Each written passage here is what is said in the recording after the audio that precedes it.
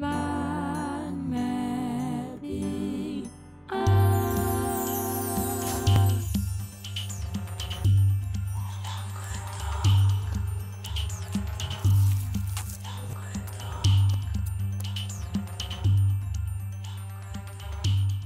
château des Estagnies a toujours été un des fleurons du Languedoc-Roussillon, un des domaines phares du Languedoc.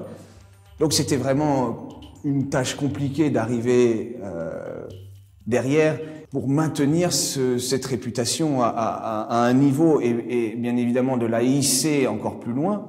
On a continué la conversion d'agriculture biologique par philosophie, par volonté d'amener et de produire des vins les plus purs possibles. On l'a poussé beaucoup plus loin. Aujourd'hui, on ne fait plus de labour.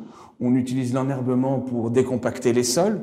On utilise cet enherbement pour pouvoir favoriser l'écosystème. En favorisant l'écosystème, on favorise le travail et la complexité des sols. Aujourd'hui, on se retrouve avec une faune et une flore qui n'existaient pas auparavant. Donc cet impact est vraiment positif, non seulement au niveau gustatif, au niveau qualitatif des vins, mais aussi au niveau du terroir et de la transmission de nos sols aux futures générations.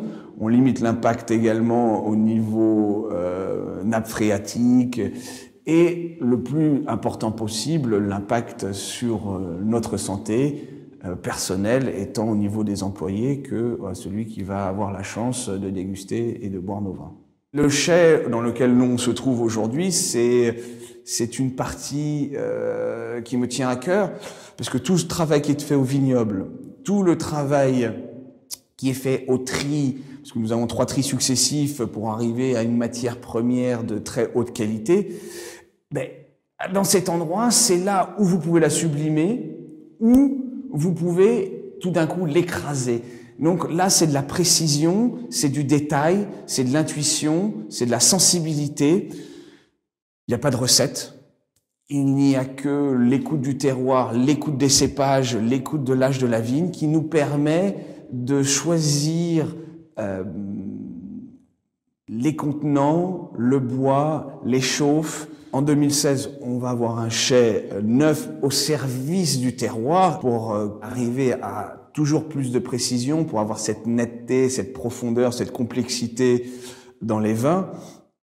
Et en plus de ça, on va faire aussi évoluer la gamme. On va se retrouver en 2016 avec 2 vins, l'impertinent, qui va être la gamme gourmande, qui va être l'expression du fruit, qui va être l'expression authentique du terroir. Le 2e vin, qui va s'appeler Raison d'être, c'est l'aboutissement tant au niveau vignoble, au niveau culture, au niveau vinification, au niveau de l'expression personnelle, de l'expression du terroir. Le Languedoc existe, le Languedoc vit, et qu'on n'a rien à envier à les plus grandes appellations françaises si justement ce travail de détail, de sensibilité et d'intuition est mené de la manière la plus rationnelle, plus qualitative et le plus passionnément.